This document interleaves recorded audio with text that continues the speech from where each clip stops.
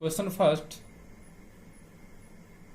Indian civilisation and culture has been written by, यानी कि Indian civilisation culture जो है वो किसके द्वारा लिखा गया है? तो इसका जो सही आंसर है महात्मा गांधी के द्वारा। क्वेश्चन दूसरा है, महात्मा गांधी का जन्म कब हुआ था? यानी कि Mahatma Gandhi was born in, तो महात्मा गांधी का इसको सही आंसर हो जाएगा 2 अक्टूबर 1869 को महात्मा गांधी का जन्म हुआ था। क्वेश्चन तीसरा है, महात्मा गांधी वाज डेड इन, यानी कि महात्मा गांधी की मृत्यु कब हुई थी? तो इसका जो सही आंसर हो जाएगा 30 जनवरी 1948 ईस्वी को। क्वेश्चन चौथा है, who is popular known as Bapu और the father of nation. Question चौथा कह रहा है कि कौन थे या वो कौन है जो पॉपुलर हुए, लोकप्रिय हुए बापू के रूप में और राष्ट्रपिता के रूप में। तो इसका जो सही आंसर हो जाएगा चौथा का महात्मा गांधी। क्वेश्चन 5 है, simple living and high thinking is the base of, यानी कि सिंपल लिविंग और हाई थिंकिंग किसका ये आधार है? तो किसका आधार है ये? इसका आंसर हो जाएगा इंडियन सिविलाइजेशन का ये क्या है? एक आधार है, यानी कि सादा रहन सहन और उच्च विचार, ये किसकी आधार है? ये इंडियन सिविलाइजेशन की आधार है। क्वेश्चन छठा है, pharaohs were the ruler of ancient, यानी कि फेरोज जो थे वो एंशियंट टाइम में कहाँ के शासक थे? तो 6 का जो आंसर हो जाएगा इजिप्ट। कहाँ के शासक थे वो? तो इजिप्ट के शासक थे। क्वेश्चन 7 है, the western civilisation has tendency to privilege, यानी कि वेस्टर्न सिविलाइजेशन यानी कि पश्चिमी सभ्यता जो है वो किस चीज को बढ़ावा देती है? तो किस चीज को बढ़ावा देती है? इसका सही आंसर क्या हो जाएगा? मेटेरियलिटी, यानी कि 7 का जो सही आंसर है मेटेरियलिटी क्या कहते हैं? वो ज्यादा बढ़ावा देती है। क्वेश्चन 8 है, Gibbon is associated with, Gibbon किससे एसोसिएटेड है? तो इसका 8 का जो सही आंसर क्या हो जाएगा? ग्रीस से। क्वेश्चन 9 नंबर है, which civilization is not beaten in the world, यानी कि कौन सी ऐसा सिविलाइजेशन है, कौन सी ऐसा सभ्यता है जो दुनिया में कहीं पराजित नहीं हो सकती है? तो नम्मा का जो सही आंसर क्या हो जाएगा? इंडियन सिविलाइजेशन, यानी कि भारतीय सभ्यता जो है वो दुनिया में कहीं भी पराजित नहीं हो सकती है। क्वेश्चन 10 है, modern civilisation is mainly the worship of, यानी कि मॉडर्न सिविलाइजेशन है यानी कि आधुनिक सभ्यता जो है वो किसकी पूजा करती है, यानी किस चीज को ज्यादा फोकस करते हैं?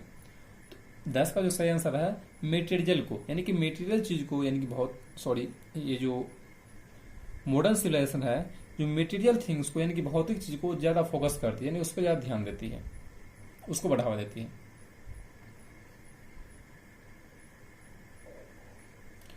क्वेश्चन 11 है,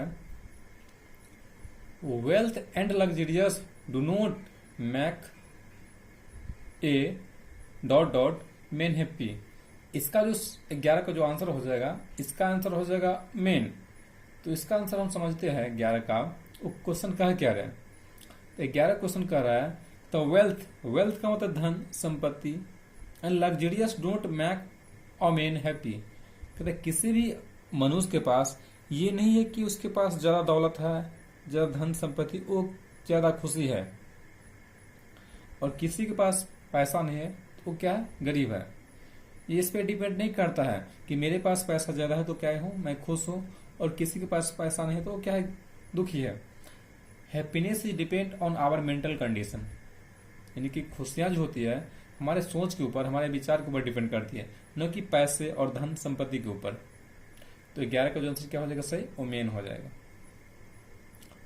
12 क्वेश्चन है, इंडियन सिविलाइजेशन एलिवेट द, यानी कि भारतीय जो सिविलाइजेशन है वो किस चीज को बढ़ावा देती है? तो 12 का जो सही आंसर हो जाएगा मोरल थिंग्स या मोरल बींग्स, यानी कि जो इंडियन सिविलाइजेशन है जो बढ़ावा देती है, एलिवेट करती है, यानी कि नैतिक चीज को ज्यादा बढ़ावा देती है, यानी कि मोरल थिंग्स को ज्यादा बढ़ावा देती है। क्वेश्चन 13 है, गांधी जी वेंट टू चंपारण, इन, गांधी जी कितने ईस्वी में चंपारण गए थे? तो 13 का जो सही आंसर क्या हो जाएगा? 1917 ईस्वी में गांधी जी कहाँ गए थे? चंपारण गए थे। क्वेश्चन 14 है, who satisfied living with A small village? कौन थे जो अपने छोटे से गांव में रहना पसंद करते थे? तो 14 का जो आंसर हो जाएगा आवर फोर फादर या एंसेस्टर। हमारे फोर फादर थे, हमारे एंसेस्टर थे, दादा परदादा, एंसेस्टर का मतलब है पूर्वज। हमारे जो पूर्वज थे वो क्या थे? अपने छोटे से गांव में रहना ही पसंद करते थे। क्वेश्चन 15 है, Gandhi ji dominated Indian politics during? यदि महात्मा गांधी जी थे वो इंडियन पॉलिटिक्स को, खुद को आत्मसमर्पण कर देते इंडियन पॉलिटिक्स के लिए। कब से कब तक? तो इसका जो 15 का सही आंसर हो जाएगा 1915 से लेकर के 1948 तक खुद को, अपने आप को पूरा आत्मसमर्पण कर देते इंडियन पॉलिटिक्स के लिए। क्वेश्चन 16 है, खाली स्थान, viewed large cities as snares and encumbrances. कहता है देखा जाता है, इसमें जो इसका जो 16 क्वेश्चन का जो सही जो आंसर है उसका हो जाएगा आवर फोर फादर या एंसेस्टर। यानी कि हमारे जो फोर फादर थे, यानी कि हमारा दादा परदादा, हमारे पूर्वज थे, वो देखते थे कि बड़े शहर में जो लोग क्या कहते फंसाया जाता है, यानी कि तरह तरह के उसको एक फंदा बना करके एक साजिश है उसको फंसाया जाता था। उसलिए देखे थे शहर में जाना, इसलिए वो नहीं चाहते थे, वो शहर जाने से डरते थे। हमारे फोर फादर थे तो अपने शहर में, अपने गांव में रहना पसंद करते थे, ना कि वो बाहर जाना पसंद करते थे। क्वेश्चन 17 है, हु सेड दिस लाइन? यानी कि यह जो लाइन आगे लिखा गया इन्वर्टेड कॉमा के अंदर, ये जो लाइन है इन्वर्टेड कॉमा के अंदर, प्लेन लिविंग हाई थिंकिंग, ये लाइन जो है प्लेन लिविंग हाई थिंकिंग, एक लाइन कौन कहा है? यानी किसके द्वारा इस लाइन को कहा गया है? इसका जो 17 का जो सही आंसर है ये वेस्टर्न फिलोसफर के द्वारा कहा गया है, जो plane living and high thinking. Question 18 है, the value of Khalistan glittering event today. कहता है 18 क्वेश्चन कर रहे हैं जो अभी भी जो कौन सा ऐसा सिविलाइजेशन है, यानी कौन सा ऐसा सभ्यता है जो अभी भी पूरा अपने आप में ग्लिटरिंग कर रहे हैं, अभी भी चमकते रहे हैं। तो 18 का सही आंसर हो जाएगा Indian civilisation and culture. Question 19 है, वाई आवर फोरफादर या ancestor did not invent machinery. देखिए क्वेश्चन का मतलब क्या है, कि कह रहे हैं, क्वेश्चन कर रहे हैं जो हमारे जो फोरफादर थे, हमारे जो पूर्वज थे, वो मशीन का आविष्कार क्यों नहीं करते थे? क्या कारण था कि वो मशीन का आविष्कार नहीं करते थे? ऐसा बात नहीं था कि उसके पास ज्ञान नहीं था, उसके पास नॉलेज नहीं था कि मशीन का आविष्कार नहीं कर सकते। He has a lot of knowledge because he did not invent machinery. He thinks if we invent machinery, we can slave, we can work under according to the machine. So he did not invent machinery. देखिए 19 का जो सही answer हो जाएगा because they thinks these would have made us lazy. वो सोचते थे जब ही हम लोग मशीन का आविष्कार करेंगे तो वो क्या करना पड़ेगा, हम गुलाम बन जाएंगे और मशीन के अनुसार हमें काम करना पड़ेगा। क्वेश्चन 20 है, the world famous Attic civilisation. दुनिया का सबसे फेमस सिविलाइजेशन कहाँ के थे? तो ग्रीस के थे। क्वेश्चन 21 है, Indian glory it is that it is.